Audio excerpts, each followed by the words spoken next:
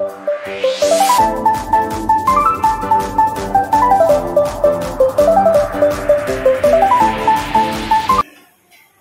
Surgawi, inilah yang kami rindukan, menantikan hadirat-Mu, menantikan hadir-Mu ya Tuhan di dalam hidup kami. Saat Engkau berfirman, saat Engkau berbicara kepada kami. Dan pada pagi hari ini Bapa, kami serahkan hati kami agar ditaburi benih-benih firman Tuhan yang terus bertumbuh, berakar dan berbuah. Tuhan, penuhi kami dengan Roh, kuduskan kami, layakkan kami di hadapan, sehingga firman Tuhan hari ini menolong kami untuk hidup berkemenangan sebagai anak-anak. Berbicaralah kepada kami ya Bapa, kami siap mendengar. Di dalam nama Tuhan Yesus kami berdoa. Haleluya. Amin. Selamat pagi semuanya. Salam. Puji nama Tuhan. Hari ini judul khotbah saya mengalahkan kekhawatiran. Seperti saya sudah sampaikan hari Jumat yang lalu dalam ibadah keluarga, saya ingin membahas hal ini kepada kita sekali lagi. Dan saya percaya ketika hal ini berulang-ulang kita baca, kita bahas, kita pelajari, Tuhan akan memeteraikan firman-Nya di hati kita. Amin. Mari kita membaca Alkitab kita dari kitab Injil Matius pasal yang ke-6 ayat 25 sampai ayat 34. Saya akan membacakan ayat-ayat ini, dan saat saya membaca mungkin tak tolong operator untuk scroll ayat-ayatnya supaya saya fokus membaca. Matius 6 ayat 25 sampai ayat 34, demikian firman Tuhan. Karena itu aku berkata kepadamu, janganlah khawatir akan hidupmu, akan apa yang hendak kamu makan atau minum, dan janganlah khawatir pula akan tubuhmu, akan apa yang hendak kamu pakai. Bukankah hidup itu lebih penting daripada makanan, dan tubuh itu lebih penting dari pakaian? Pandanglah burung-burung di langit yang tidak menabur dan tidak menuai, dan tidak mengumpulkan bekal dalam lumbung, namun diberi makan oleh Bapa yang di surga. Bukankah kamu jauh melebihi burung-burung itu? Siapakah di antara kamu yang karena kekhawatirannya dapat menambahkan sehasta saja pada jalan hidupnya? Dan mengapa kamu khawatir akan pakaian? Perhatikanlah bunga bakung di ladang yang tumbuh tanpa bekerja dan tanpa memintal. Namun aku berkata kepadamu, Salomo dalam segala kemegahannya pun tidak berpakaian seindah salah satu dari bunga itu. Jadi jika demikian Allah mendandani rumput di ladang yang hari ini ada dan besok dibuang ke dalam api, tidakkah Dia akan terlebih lagi mendandani kamu, hai orang yang kurang percaya? Ayat 31, sebab itu janganlah kamu khawatir dan berkata, apakah yang akan kami makan, apakah yang akan kami minum, apakah yang akan kami pakai? Semua itu dicari bangsa-bangsa yang tidak mengenal Allah. Akan tetapi Bapa yang di surga tahu bahwa kamu memerlukan semuanya itu. Ayat 33. Tetapi carilah dahulu kerajaan Allah dan kebenarannya, maka semuanya itu akan ditambahkan kepadamu. Sebab itu janganlah kamu khawatir akan hari besok, karena hari besok mempunyai kesusahannya sendiri. Kesusahan sehari cukuplah untuk sehari. Demikian firman Tuhan. Bapak Ibu dan Saudara dikasihi Tuhan,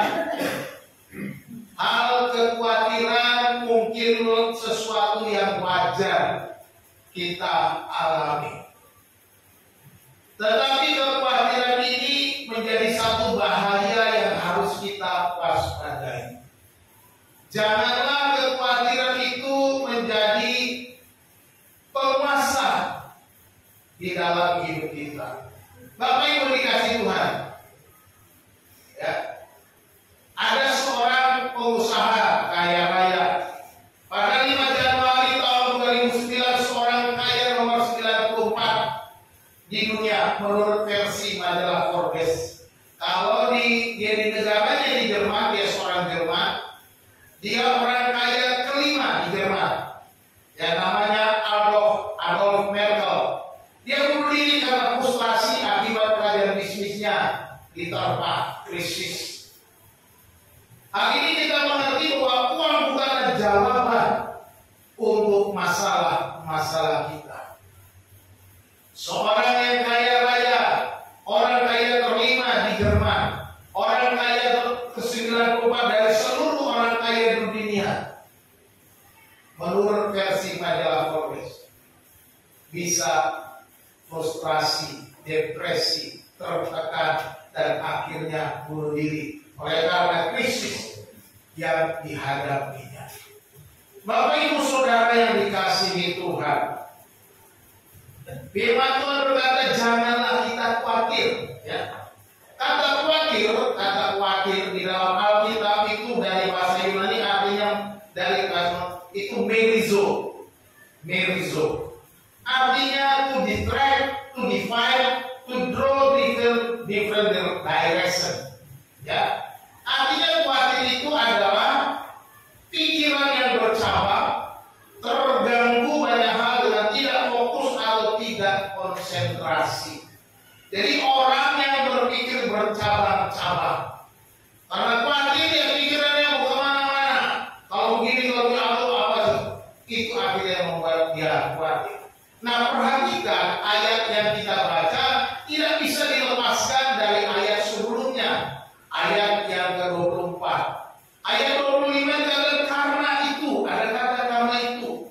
Karena itu janganlah kamu khawatir, kata Tuhan Yesus. Karena apa? Tentunya ayat sebelumnya. Karena dalam ayat 24 Yesus berkata, tak seorang pun dapat mengabdi kepada dua tuan. Karena jika demikian ia akan membenci yang seorang dan mengasihi yang lain, dan ia akan setia kepada yang seorang dan tidak mengindahkan yang lain. Kamu tidak dapat mengabdi kepada Allah dan kepada Mammon. Yesus mengingatkan pentingnya kita tidak punya pikiran yang bercabang antara Tuhan dan Mammon.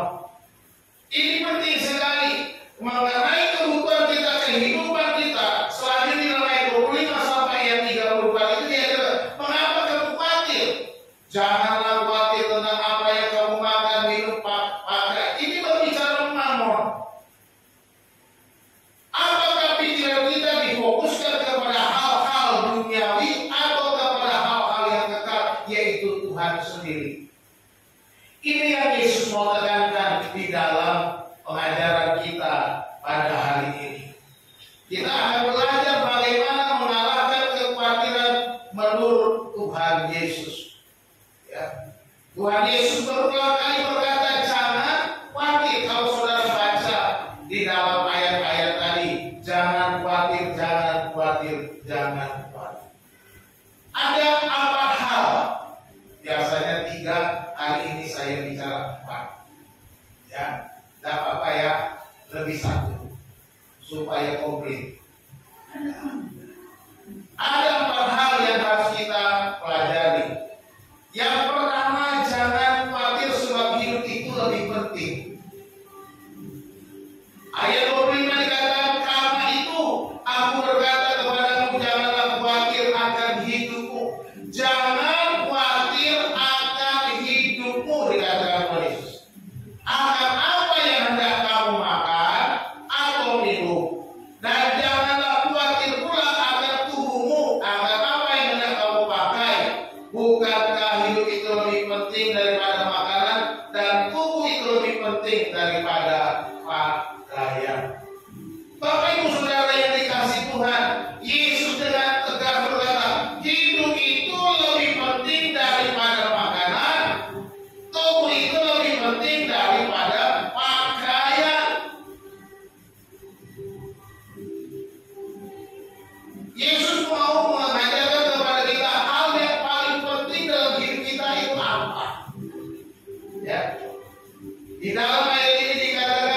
janganlah khawatir.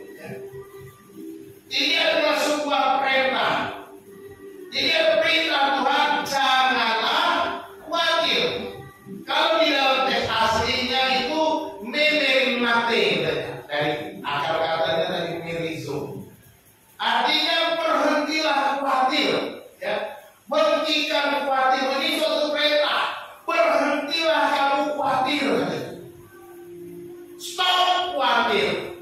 Jangan khawatir, kata Yesus. So, ini kan kalimat yang berkata bahwa jangan tunda-tunda lagi ketika engkau khawatir. Stop, berhenti. Mulai hari ini, mulai saat ini, berhentilah kamu khawatir. Ini adalah sebuah perintah Tuhan untuk kita segera berhenti khawatir. Jangan kita terus-menerus khawatir, itu artinya. Ya. Jangan kita dikuasai kekhawatiran kita seperti orang-orang yang melakukan kesalahan. Ketika dia khawatir, dia stres, dia depresi, dan akhirnya putus asa dan mengakhiri hidupnya. Berhenti khawatir. Ketika khawatir itu datang, ketika khawatir itu melanda, ketika pikiran-pikiran kita bercabang, stop, kata Tuhan. Fokuskan.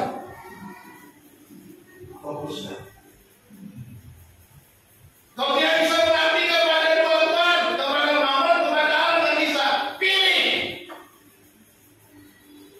Mau kepada Mammon atau kepada Allah. Mammon sifatnya fana sementara.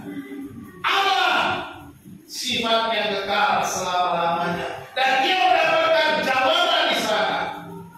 Jadi jangan bercabang lagi. Wahai saudara, bagaimana kita supaya bisa berhenti khawatir? Ya. Dikatakan yang pertama, kendalikan perasaan. Ya. Perasaan kita harus kita kendalikan. Kekhawatiran itu biasanya datang dari perasaan. Ya. Perasaan kita. Apalagi para ibu, para wanita yang selalu mudah diganggu perasaan. Ketika menghadapi kebutuhan rumah tangga, perasaannya mulai muncul. Apa cukup ya? Bagaimana suami? Bagaimana anak-anakku? Bagaimana kami besok? Ini khawatir, perasaan muncul. Jadi kita harus kendalikan perasaan kita. Ya. Karena perasaan ini seringkali lebih menguasai daripada yang lain. Bahkan menguasai iman kita. Kita harus hidup dengan iman. Iman harus memimpin jalan kita. Iman harus mengendalikan hidup kita. Bukan perasaan kita. Ketika perasaan kita mengendalikan, maka muncullah kekhawatiran. Tetapi ketika iman kita, dia mengendalikan, perasaan kita, khawatir kita bisa dikalahkan. Maka dikatakan, kamu tidak boleh mengabdi kepada dua Tuhan. Harus mengabdi kepada Allah saja.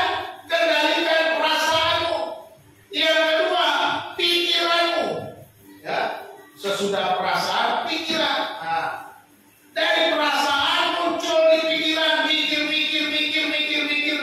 Kayaknya nggak ada jalan keluar lagi. Karena perasaannya sudah menguasai pikirannya, imannya mulai runtuh, mulai goyang, pikirannya mengikuti perasaan. Lalu mengambil keputusan. Udah nggak kuat aku akan segera menghabisi hidup. Pergi ke dapur, tidak ngambil pisau, tidak. Dia ngambil tali rapiah, dia taruh di lehernya. Dia cari-cari, nggak ada pohon yang gede, adanya pohon cabai yang sudah di pohon cabai aja. Nah, jadi kan berdiri karena apa? Gak berdiri di pohon cabai, puji Tuhan, untung hanya pohon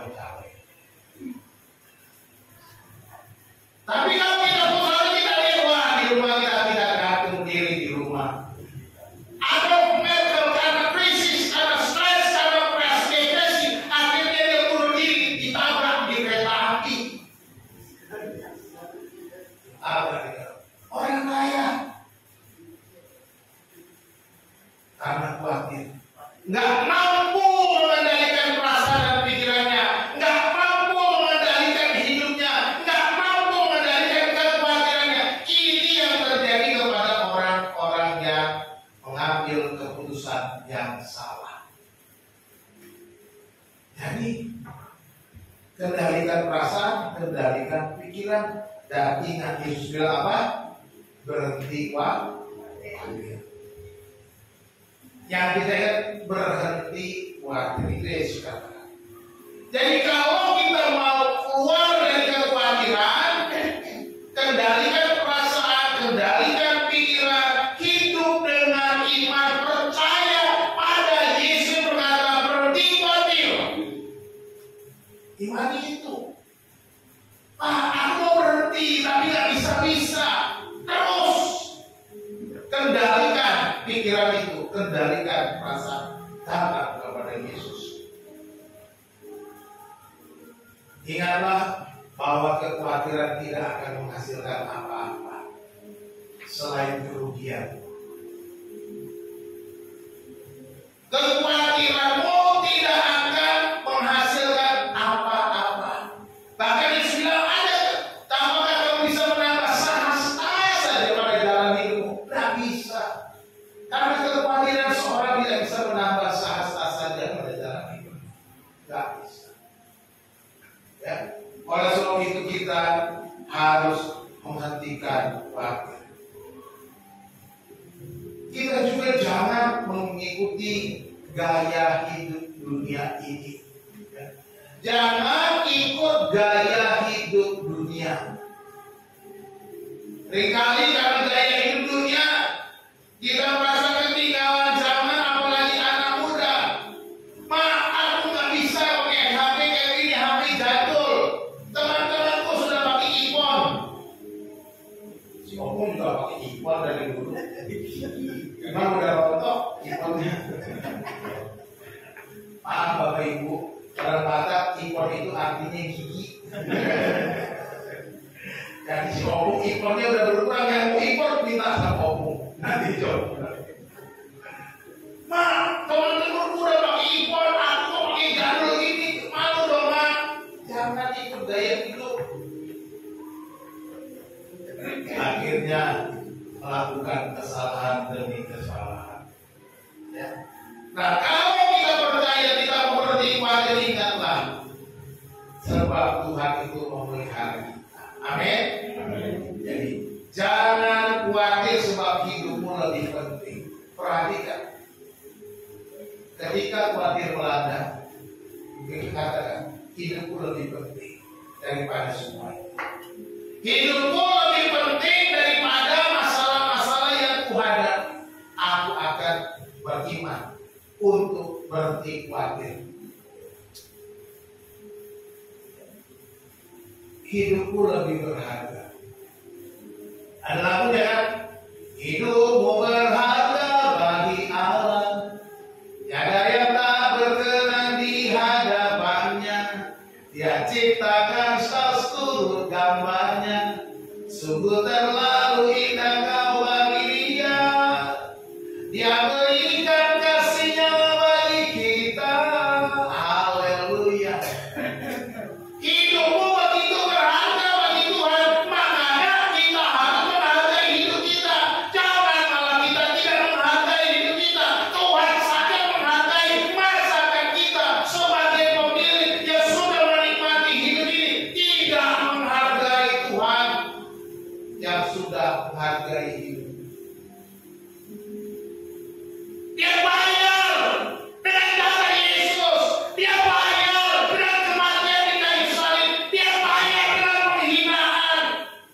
Apa yang kurang? Betapa berharganya hidup itu.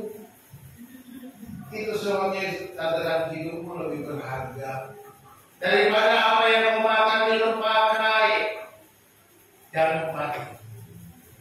Katakan hidupku berharga di mata Tuhan. Yang kedua, tentunya ini ya, jangan khawatir sebab Tuhan pelihara kita. Amin. Di dalam ayat 26 sampai 30 dikatakan, pandanglah burung-burung di langit yang tidak menabur dan tidak menuai dan tidak mengumpulkan bekal dalam lumbung, namun diberi makan oleh Bapamu yang di surga. Bukankah kamu jauh melebihi burung-burung itu? Amin. Ayat 27. Siapakah di antara kamu yang karena kekhawatiran dapat menambah sehasta saja pada jalan hidupnya? Ada? Tidak ada. Ayat 28. Dan kenapa kamu khawatir akan pakaian? Perhatikan bunga bakung di ladang yang tumbuh tanpa bekerja dan tanpa memintal. Namun aku berkata kepadamu, Salomo dalam segala kemegahannya pun tidak berpakaian seindah salah satu dari bunga itu. Jadi, jika demikian Allah mendandani rumput di ladang yang hari ini ada dan besok dibuang ke dalam api, tidakkah Ia akan terlebih lagi mendandani kamu, hai orang yang kurang percaya? Halo, jangan khawatir. Tuhan sudah kasih contoh. Lihat burung-burung, lihat bunga-bunga, semuanya aku pelihara, semuanya aku sediakan buat mereka. Burung-burung bisa makan, bunga-bunga begitu indah, bahkan tidak lebih indah daripada Salomo. Rumput-rumput bisa tumbuh, dan sebentar lagi akan dibuang ke dalam api. Aku pelihara, masakan kamu tidak? Hai kamu orang yang kurang percaya. Dengan kata lain, khawatir sama dengan kurang percaya. Khawatir sama dengan kurang iman. Ya. Makanya saya katakan di awal, iman harus ada di depan, bukan perasaan, bukan pikiran. Iman dulu. Iman harus nomor satu kita ini, supaya khawatir itu hilang. Janganlah khawatir sebab Tuhan hilang. Dia berkata padalah burung-burung di langit, perhatikanlah bunga-bunga di ladang. Hewan dan tumbuhan, perhatikan. Kalau kita bangun tidur, kalau di rumah saudara masih ada suara burung, saudara bisa dengarkan. Kalau di rumah saya masih ada, pagi-pagi masih dengar. Apalagi bunga-bunga, saya tiap pagi tadi pagi tidak lupa bangun tidur, bila berdoa, saya mulai siram bunga saya karena kemarin baru saya siram. Indah, tumbuh luar biasa. Semuanya Tuhan pelihara. Bukankah kamu lebih berharga daripada banyak burung-burung di udara? Kita dikatakan lebih berharga daripada banyak bunga-bunga di padang. Kalau Tuhan bisa memelihara burung, mendandani rumput, mendandani bunga-bunga di padang, Dia juga bisa mendandani saudara dan saya. Katakan amin. Sebab Dia sudah membayar dengan lunas, dengan darahnya. Dia menebus kita supaya kita menjadi anak-anaknya, supaya menjadi bagian dari keluarganya. Masalah Dia membiarkan? Nggak mungkin. Ketika Dia sudah menjadikan kita anaknya, maka itu berarti kita ada dalam pemeliharaannya, ada dalam kendalinya, ada dalam naungannya, ada dalam kasihnya. Apa yang kurang? Karena kita sudah dijadikan anak-anaknya. Perhatikan, kita harus punya nilai diri yang tepat. Nilai diri kita harus kita sadari. Yang pertama, kita ada ciptaan Allah yang mulia. Amin. Saudara dan saya ada ciptaan Allah yang mulia. Beda dengan tumbuhan dan binatang. Coba saudara lihat gambar di sebelah kiri saya ini. Ketika Allah menciptakan alam semesta, Dia menciptakan keran, Dia menciptakan langit dan bumi, Dia menciptakan tumbuh-tumbuhan, Dia menciptakan benda-benda beneran, Dia menciptakan binatang-binatang darat, binatang di udara, dan terakhir Dia menciptakan binatang di darat dan manusia. Artinya apa? Tuhan menyiapkan semuanya itu lahan untuk tempat tinggal manusia. Tuhan menyiapkan segala yang manusia perlukan, baru diciptakannya hari ke-6 di bagian terakhir Dia menciptakan Adam. Kemudian Dia menciptakan Hawa, dan untuk hari ke-7 Tuhan beristirahat. Kalau kita mempelajari hari penciptaan umat, apa Tuhan memperhatikan? Tuhan sudah ready menyiapkan apa yang diperlukan manusia. Dan kita diciptakan lebih mulia dari semua ciptaan ini. Kenapa? Kalau yang lain-lainnya diciptakan jadilah. Tapi manusia dibentuk dari tangannya. Tangan Tuhan sendiri membentuknya, Bapak Ibu. Tidak berhenti di situ. Dan Tuhan menghembuskan nafas hidup dia. Tuhan menghembuskan nafas hidup. Dan sebelum Dia menciptakannya, Dia berkata, baiklah kita menciptakan manusia menurut gambar dan rupa kita, laki-laki dan perempuan. Menurut gambar dan rupa kita. Menurut gambar Allah. Kita diciptakan segambar dengan Dia.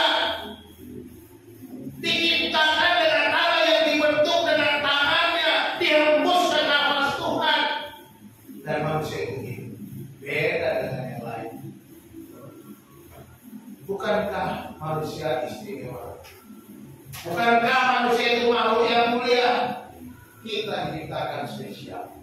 Nah, terlebih lagi ketika manusia jatuh ke dalam dosa, Allah murka, Allah berpaling, Allah murka dan meninggalkan dunia. Tetapi Dia menyediakan juru selamat, menyelamatkan, menebus, membayar dosa manusia itu, supaya ada umat yang mau memuji Dia, menyembah Dia. Bukankah betapa besar kasih-Nya itu? Dan kalau kita melihat itu, betapa mulianya kita sebagai orang-orang pilihan. Allah memilih kita menjadi umat-Nya. Umat pilihan Allah. Kita dipilih dari segala bangsa. Kita dipilih dari segala bangsa. Kita dipilih jadi umat-Nya. Amin. Kita dipilih dari berbagai bangsa untuk menjadi umat Allah, milik kepunyaannya sendiri. Kepunyaan Tuhan. Amin. Kalau kepunyaan Tuhan, apakah Tuhan tidak pelihara? Pasti dipelihara. Ya. Pasti dipelihara. Beberapa waktu yang lalu saya bicara dengan guru-guru. Ibu-ibu, kalau kayak begini terus, mulai semester depan alat-alat bermain ibu-ibu yang beli sendiri. Saya nggak mau beli. Karena setiap kali beli alat bermain saya habis rusak, ibu nggak pernah mau jaga. Mungkin kalau ibu beli, ibu mau jaga. Sambil terpikir, karena mainan kalau beli habis begitu, karena tidak pernah dijaga. Mungkin merasa bukan aku yang beli, bukan punya aku. Tapi beda kalau aku yang beli, punya aku akan jaga. Jangan sampai hilang. Kalau hilang, nanti aku beli lagi, aku hilang. Kan kira-kira seperti itu. Nah, kalau kita sudah merasa memiliki, pasti kita pelihara. Contoh, siapa sini suka barang antik? Nggak ada ya? Syukurlah. Kalau yang suka barang antik, oh, aku mau barang antik, barang cantik. Kalau orang yang hobi barang antik, wah, barang-barang tua, Gucci, peninggalan dinasti Ming, disimpan, dijaga, dibuat, dipelihara banget. Jangan sampai pecah. Kalau pecah, yang pecahin dan bisa pecah juga. Karena apa? Dia sayang banget karena dia sudah memiliki peninggalan dinasti ini, barang antik yang sudah dia beli dengan uangnya, dengan harga mahal. Pasti dia jaga.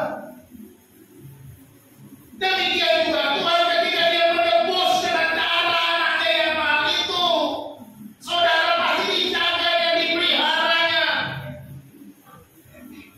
menjadi umatnya, dan kita diangkat menjadi anaknya. Bukan sebagai umat, tapi dipanggil menjadi anak-anak Allah. Amin. Yohanes 1 ayat 12, kita dipilih menjadi anak-anak Allah. Jadi marilah Bapak Ibu yang dikasih Tuhan, jangan khawatir, berhenti khawatir, karena Tuhan pasti pelihara. Jika Allah memelihara ciptaan-ciptaan yang lainnya, tumbuh-tumbuhan, binatang dipelihara Tuhan, terlebih kita anak-anaknya. Kalau orang Israel dikatakan dijaganya seperti biji matanya. Ya. Bangsa pilihan Allah, bangsa keturunan Yakub, keturunan Israel, dikatakan dijaganya seperti biji matanya. Amin. Sekarang kita sudah menjadi kekasih Allah juga, bukan cuma Israel. Sekarang gereja adalah kekasih Allah, anak Allah, pilihan Allah, sama statusnya dengan Israel. Saya percaya juga bahwa Tuhan menjaga kita seperti menjaga biji mata. Kita kan menjaga biji mata kita, kalau kelilipan kita jaga betul. Karena biji mata itu riskan ya, mudah terganggu. Kalau kena pasir kecil saja sudah rasanya sangat riskan. Kita bisa bayangkan pemeliharaan Tuhan ini. Kita dijaga seperti menjaga biji mata. Itulah yang Tuhan. Jangan khawatir sebab Tuhan memelihara. Amin. Yang ketiga, jangan khawatir sebab Tuhan tahu keperluanmu. Amin. Haleluya. Tuhan tahu keperluan kita. Dia tahu kalau kita perlu makan, perlu minum, perlu pakaian, perlu bayar uang sekolah, perlu bayar uang kontrakan, perlu perpanjang usaha, perlu semua itu. Tuhan tahu nggak? Tahu. Tanggal berapa kau akan bayar, dia juga sudah tahu. Nggak usah ingatkan. Tuhan tahu. Tapi kita harus hidup dengan iman. Jangan mengabdi kepada dua tuan. Itu selesai. Mau pilih mana? Mengabdi kepada siapa? Mammon atau Tuhan? Pilihlah mengabdi kepada Tuhan. Ayat 31 berkata, sebab itu janganlah kamu khawatir dan berkata, apakah yang akan kami makan dan apakah yang kami minum? Apakah yang akan kami pakai? Semua itu dicari bangsa-bangsa yang tidak mengenal Allah. Akan tetapi Bapamu yang di sorga tahu bahwa kamu memerlukan semuanya itu. Haleluya. Jangan khawatir apa yang kau makan, minum, pakai ya Tuhan. Semua itu dicari bangsa-bangsa yang tidak mengenal, bangsa-bangsa yang tidak kenal Tuhan, yang tidak mengenal Bapa surgawi kita, yang tidak mengenal Tuhan Allah kita, mencari hal-hal itu. Tetapi Bapakmu yang di surga, Bapakmu yang di surga tahu bahwa kamu memerlukan semuanya. Apa yang kau makan, apa yang kau minum, apa yang kau pakai, Bapakmu yang di surga tahu kalau kamu memerlukan semuanya.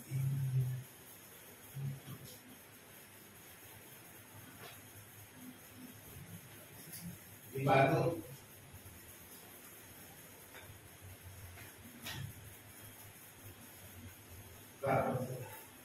Jadi bangsa-bangsa yang tidak mengenal Allah mencari semuanya. Bangsa-bangsa yang tidak kenal Tuhan itu cari-cari yang itu. Lalu apakah kita dengan konsep yang sama melakukannya seperti bangsa-bangsa yang tidak kenal Tuhan? Jangan. Jangan seperti orang yang tidak kenal Tuhan. Kalau kita sibuk dengan khawatir dengan masalah-masalah makan minum pakaian itu, kita seperti tidak kenal Tuhan. Bahwa Dia pelihara, Dia tahu keperluan kita. Kita seringkali nyanyi El Shaddai, El Shaddai, Allah Maha Kuasa. Kenapa kita Allah yang Maha Kuasa? Kalau kita kenal Allah yang jangan seperti bangsa-bangsa yang tidak kenal Allah. Jangan khawatir, berhenti khawatir. Hiduplah beriman Tuhan, sembah Dia. Mengabdilah kepada Tuhan, itu penting. Bangsa-bangsa yang tidak mengenal Allah itu, mereka tidak menyerahkan hidupnya kepada Tuhan. Mereka tidak peduli, tidak menyerahkan hidupnya kepada Tuhan, bergantung kepada kekuatannya, bergantung kepada diri-dirinya sendiri, tidak percaya kepada Tuhan sebagai pemelihara dan mengandalkan kekuatan sendiri. Ini yang dilakukan bangsa-bangsa yang tidak mengenal. Apakah kita harus sama dengan ini? Menyerahkan hidup kita kepada Mammon, tidak percaya bahwa Tuhan memelihara, mengandalkan kekuatan bukan mengandalkan Tuhan. Ini bangsa-bangsa yang tidak mau. Dan Allah tidak mau dengan kalau kau sama dengan bangsa-bangsa yang tidak mengenal, sama dengan engkau menyembah Mammon, kata Tuhan. Jadi ayat 24 itu kuncinya. Sebelum kita belajar tentang khawatir ini, jangan bercabang Mammon dan Tuhan. Jangan bercabang. Tetapkan hatimu hanya kepada Tuhan. Dikatakan Bapamu yang di surga tahu bahwa kamu memerlukan semuanya itu. Amin. Amin. Amin. Tuhan menyediakan keperluan kita pada waktunya. Ya. Dia akan menyediakan pada waktu yang tepat. Dia akan memberikan tepat waktu sesuai dengan keperluanmu, bukan sesuai keinginanmu. Beda ya, keperluan dengan keinginan. Bisa bedakan keperluan dengan keinginan nggak? Bisa ya. Kalau keinginan kan, saya ingin punya mobil baru yang lebih bagus, kalau bisa sih pakai Pajero. Keinginan daging. Bukan keinginan. Tapi apakah saya perlu Pajero? Tidak perlu, kata Tuhan. Ya. Karena semua mobil sama aja, yang penting kau bisa pergi dengan mobil. Kan gitu. Jadi buat saya, Tuhan bisa sediakan apa yang saya perlukan. Keinginan kita bisa banyak. Pak, saya ingin punya rumah. Apakah itu keperluan? Keperluan juga. Kita tidak apa-apa. Tuhan akan sediakan pada waktunya. Keinginan juga bisa sebuah keperluan, ya. Ingat, bukan berarti keperluan itu bukan keinginan. Ingin punya rumah itu kan keperluan, kan? Jadi boleh minta keperluan punya rumah, supaya tidak menjadi kontraktor terus. Kontraktor itu alias kontrak-kontrak, ya. Minta saja kepada Tuhan. Tuhan sanggup, Pak. Tuhan sanggup. Tapi selalu jangan berpikiran bersabar. Apakah kamu mengabdi kepada dua Tuhan atau tidak? Jangan mengabdi kepada dua Tuhan. Tuhan menyediakan keperluan kita pada waktunya. Tuhan mengasihi anak-anaknya lebih daripada hewan dan tumbuhan. mengasihi anak-anaknya itu lebih daripada berkembang sebagai tumbuh-tumbuhan, hewan-hewan yang lain, ciptaan yang lain. Jadi jangan takut. Dia tahu apa yang kita perlukan. Kita memerlukan kebutuhan sehari-hari kita. Itu sebabnya dalam Yesus mengajarkan berdoa, berikanlah kami pada hari ini makanan kami yang secukupnya. Diajarkan supaya kita minta makanan. Jauhkanlah kami dari segala pencobaan. Diajarkan kok supaya kita dijauhkan dari pencobaan. Permintaannya boleh. Jadi ingat baik-baik. Berhenti khawatir. Sebab Tuhan sudah tahu apa yang kita perlu. Ketika khawatir melanda, Tuhan sudah tahu apa yang kita perlu. Itu semua dicari bangsa-bangsa yang tak kenal Tuhan. Aku mengenal Tuhan, Allahku maha kuasa, Allahku maha hadir, Allahku maha kasih, Allahku maha mengampuni. Semua kita tuh, kalau kita menyadari sebagai orang yang mengenal Tuhan, maka kita akan menerima keperluan kita. Kita akan tetap tenang, kita tidak berpikir bercabang, tapi kita mengandalkan Tuhan. Yeremia 17 ayat 7. Diberkatilah orang yang mengandalkan Tuhan, yang menaruh harapannya kepada Tuhan. Kemarin saya dengan Bu Hana mengikuti sebuah kegiatan. Seorang yang baru saja diangkat menjadi general manager dalam jangka 4 tahun masuk sebuah usaha. 4 tahun kemudian dia menjadi general manager. Dia katakan selama ini penghasilannya sampai hari selama 4 tahun ini 6 miliar dalam 4 tahun. Dia seorang wanita yang baru diangkat 1 Oktober lalu, umurnya baru 30-an tahun, lahir tahun 92, artinya umurnya baru 32 tahun. Gitu ya. 32 tahun, penghasilannya 6 miliar dalam 4 tahun. Saudara tahu penghasilan bulannya di atas 300 juta. Tapi ada pesan yang saya ingat. Saya tidak menjual barang, tapi saya menjual pengharapan.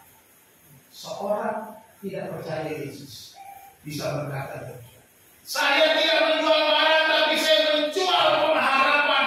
Itu yang membuat saya sukses. Orang yang tidak kenal Tuhan bisa menjual pengharapan. Masyarakat kita tidak punya pengharapan.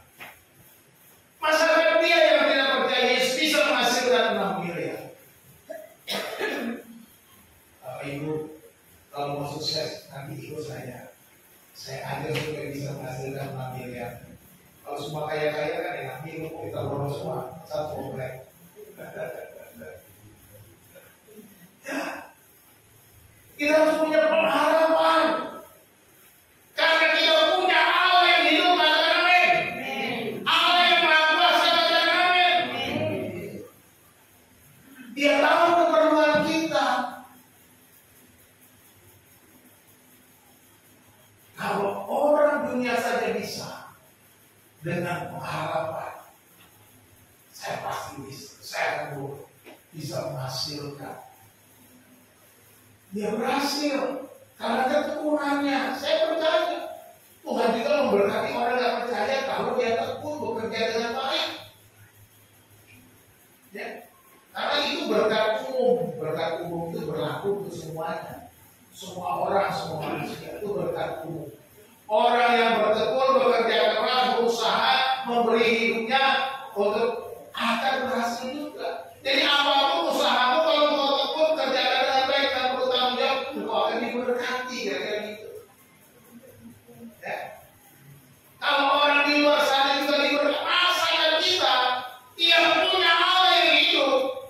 nggak diberkati. Kalau kita nggak pernah mengalami naik-naik malah turun atau start di situ, tanyakan diri, sudahkah aku percaya kepada Allah dengan benar? Sudahkah hidupmu sudah benar? Kok masih hidupku start atau kok malah turun? Jangan. Kau harus naik. Jadi Tuhan. Engkau akan menjadi kepala, bukan menjadi ekor. Engkau harus naik kau lebih daripada pemenang. Itu janji Tuhan. Dan kita harus pegang ini. Jangan khawatir, berhenti khawatir, stop. Mulai sekarang aku tidak mau khawatir. Kalau khawatir ada khawatir, pergi jauh-jauh. Aku percaya kepada Allah yang hidup. Jadi Tuhan tahu keperluan kita. Itu yang ketiga. Yang keempat, jangan khawatir sebab hari esok punya kesusahannya sendiri. Ini dia. Kita selalu diganggu dengan masa depan. Kita selalu diganggu dengan hari esok. Kita selalu diganggu besok makan apa. Kita selalu diganggu dengan pikiran apakah kita bisa hidup bertahan pada besok. Seperti kesaksian saya ketika kami baru mulai pelayanan, tinggal di rumah kontrakan dengan Bu Hana masih baru berdua. Ketika saya pulang pelayanan, Bu Hana berkata, Pak, ini beras terakhir dan nasi terakhir untuk kita. Kalau besok tidak ada beras, maka besok kita nggak makan. Khawatir nggak? Puji Tuhan, Bu Hana waktu itu tidak khawatir, dia cerita biasa aja. Saya itu kadang-kadang nggak khawatir. Saya bilang, oh, kami pun berdoa makan. Saya berdoa kepada Tuhan, terima kasih untuk pemeliharaan berkat-Mu hari ini. Tuhan, ini beras saya dan makanan terakhir untuk kami makan hari ini. Hari besok kami tidak ada beras. Kalau kami harus berpuasa besok, Tuhan, tolong beri kami kekuatan untuk puasa besok. Itu yang saya doakan. Tetapi kalau tidak mengizinkan kami puasa, Tuhan kirimkan beras untuk kami. Saya bilang itu doa makan kami malam itu. Seperti perjamuan terakhir. Malam terakhir, makan terakhir. Dan kami makan dengan tenang, dengan ucapan syukur. Bersyukur punya Tuhan dari istri saya. Tidak pernah ngeluh soal makan. Dan besok paginya, rumah saya ada yang tertutup.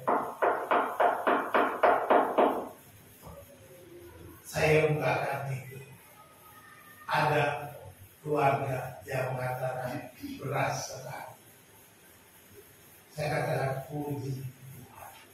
Sebab apa? Sebab Tuhan bilang gak usah puasa dulu kan, makan hari ini. Puji Tuhan. Saya udah bilang kalau kami harus puasa, tolong berikan saya kekuatan untuk berpuasa sampai beras datang. Gak tahu kapan nanti. Tapi mujizat terjadi. Ya. Hari besok jangan menjadi kekhawatiran. Hari besok punya kekuatan yang sedaya 33. Tetapi daripada dalam kerajaan Allah dan kebenarannya, maka semuanya itu akan ditampakkan kepadamu. Sebab itu janganlah kamu khawatir akan hari besok, karena hari besok mempunyai kesusahannya sendiri. Kesusahan sehari cukuplah untuk sehari. Jadi kalau saudara hari ini sudah mungkin besok gak ada apa-apa, minta sama Tuhan kekuatan itu ada. Besok itu urusan Tuhan. Boleh tiru saya nggak? Kalau lagi gak ada nasi buat besok, boleh, coba aja. Tapi kalau Tuhan kasih puasa ya puasa, jangan marah. Kan biasa kasus bisa ya udah kamu puasa dulu, kan gitu kan? Beda kasusnya. Tapi saya rasa saudara belum pernah alami gitu kan? Ada yang pernah alami seperti saya tiba-tiba beras terakhir besok nggak ada beras? Belum pernah kan? Ada yang hutang. Ada yang hutang katanya. Udah. Kalau saya nggak bisa hutang masalah kalau gitu. Nggak mau hutang. Pokoknya saya mau percaya. Hah? daripada lapar. Makanya saya katakan, Tuhan, kalau saya harus puasa, kuatkan saya. Saya harus puasa. Itu modelnya hamba Tuhan. Harus siap puasa, ya, harus siap susah, harus siap menderita. Itu kan mental yang kami buat.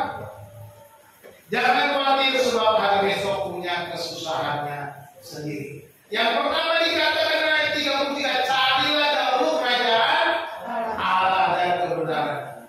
Jangan lupa doa, ibadah, baca kitab suci, baca firman Tuhan. Ini mencari kerajaan Allah.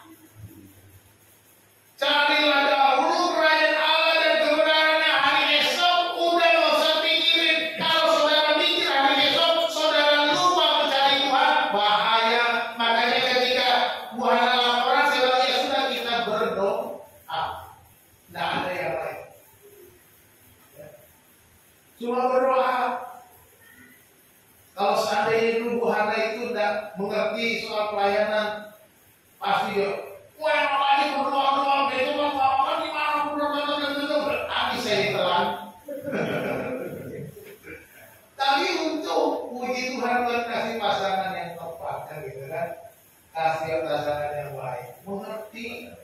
Makanya dulu waktu saya mau pacaran dia bilang, kamu kalau mau jadi pacar saya harus sekolah Alkitab dulu, supaya ngerti pelayanan. Kalau enggak jadi pacar saya. Wah, saya pernah dijual mahal dulu gitu. Walaupun sudah sama-sama suka, kalau enggak masuk lagi rusak.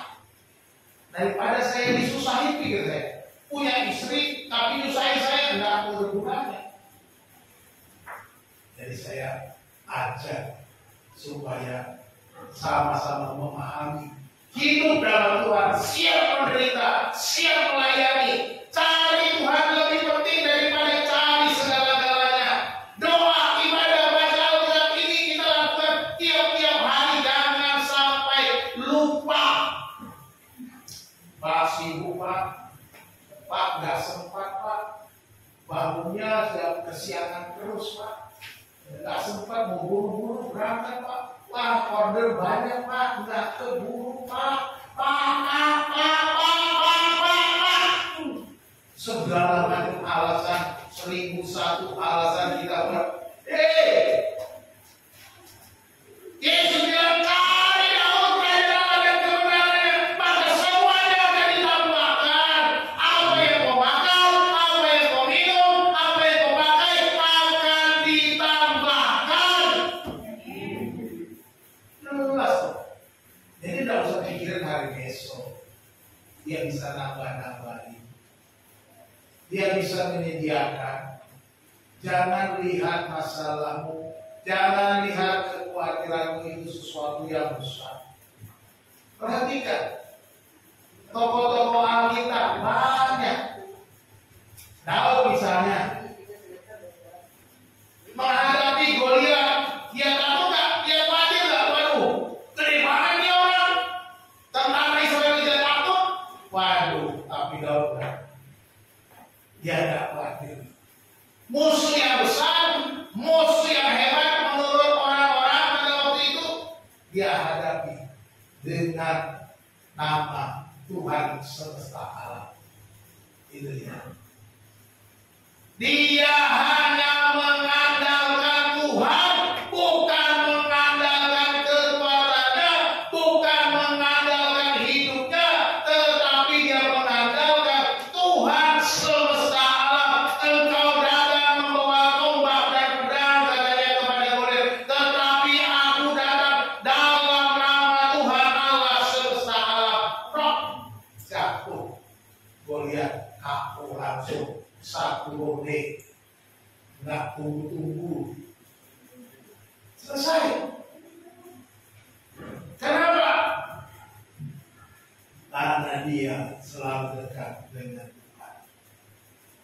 Baginya Tuhan adalah segala-galanya. Baginya Tuhan adalah number one, nomor satu. Dia menempatkan Tuhan yang pertama di dalam hidupnya. Tidak ada yang lain. Carilah dahulu kerajaan Allah dan kebenaran. Yesus Kristus itulah kerajaan Allah dan kebenaran. Kalau saudara baca Matius 12, 28, Markus 1, 15, katanya kedatangan Yesus adalah kedatangan kerajaan Allah. Dengan datangnya Yesus, maka kerajaan Allah itu dekat dengan kita. Jadi kita harus memiliki Yesus Kristus di atas segala-galanya, memiliki Yesus di dalam hidup kita. Itu artinya milikilah Yesus di dalam hidup kita. Dan biar Yesus memerintah di dalam hidupmu. Hiduplah dengan cara hidup anak-anak kerajaan, bukan anak-anak dunia ini. Bukan dengan cara-cara hidup dunia ini, tetapi menurut anak-anak kerajaan Allah. Ini yang harus kita lakukan. Cari dahulu kerajaan Allah dan kebenarannya, maka semuanya akan ditambahkan. Sebab hari esok punya kesusahannya sendiri. Kesusahan sehari cukuplah untuk sehari. Hari ini sudah susah, jangan saudara susah karena hari esok. Itu yang disukai. Jadi hari ini sudah susah, hadapi, layani Tuhan dan mengandalkan Tuhan, percaya Tuhan, memelihara, percaya Tuhan, tahu kita melakukannya dan Dia akan menggenapi janjinya, maka semuanya itu akan ditambahkan. Diapakan? Ditambahkan. Bertambah-tambah. Maka saya katakan kita harus naik kanan, tambah-tambah. Harus terus bertambah. Apa? Karena kita mencari kerajaan Allah dan kebenaran. Semuanya ditambahkan. Peringatannya, kesusahan akan selalu datang. Kesusahan hari esok selalu masih ada. Jangan kita pikirkan hari esok. Serahkan semuanya kepada Tuhan. Mungkin kita mikir, gimana besok? Wajib. Tapi, berserahkan sama Tuhan. Aku percaya Tuhan memelihara, aku percaya Tuhan akan menjaga, aku percaya Tuhan akan mencukupkan. Aku tahu hari besok punya kesusahannya sendiri. Jadi jangan tumpukan kesusahan hari besok hari ini. Biar aja besok. Saudara kalau sampai hidup besok, kesusahan besok itu saudara hadapi besok. Ya, kalau masih hidup. Kalau enggak lagi ya puji Tuhan. Saudara aman. Tidak susah lagi. Betul? Iya, kalau udah hidup besok kan udah aman. Ya, siapa lagi yang susah itu yang ditinggal. Yang ditinggal. Tapi saudara aman. Kesimpulan, kita sampai pada kesimpulan. Udah 4 poin. Yang pertama kita lihat bahwa akar khawatir adalah kurang percaya atau tidak mempunyai iman untuk mempercayakan semua kepada Tuhan. Ayat 30 tadi katakan, hai kamu orang yang kurang percaya. Jadi kekhawatiran itu sama dengan orang yang kurang percaya, kurang iman. Jadi jangan sampai kita kekurangan. Kekhawatiran tidak bermanfaat apa-apa, namun dapat mendatangkan penyakit, stres, putus asa, depresi, dan akhirnya mungkin mengakhiri hidup. Ini bahayanya. Jadi khawatir, bahayanya. Yang ketiga, kita simpulkan bahwa tempatkan Tuhan nomor 1 atau pusat hidup kita. Bukan mencari kerajaanku, kehendakku, keinginanku. Nah ini seringkali kita lebih suka mencari kerajaanku, mau besar kerajaanku, kehendakku, keinginanku. Jadi kita nomor 1 Tuhan, bukan kerajaan kita. Jangan memikirkan kerajaanmu, pikirkan kerajaan Allah. Yang keempat, orang percaya harus terus bangkit dan bersemangat karena selalu ada pengharapan dan jalan keluar. Amin. Selalu ada pengharapan dan jalan